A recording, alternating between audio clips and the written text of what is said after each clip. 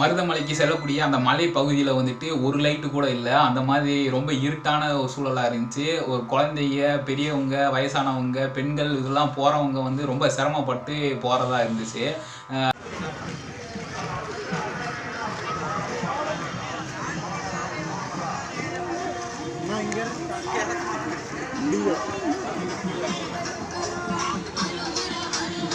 நீங்கள் சொல்லலாம் forest ஏரியாப்பா, light அதெல்லாம் போட்டு நம்ம பண்ண முடியாது, விலங்குகள் பாதிக்கப்படும், ஏதாச்சும் ஒன்று ரீசன் சொல்லுவீங்க.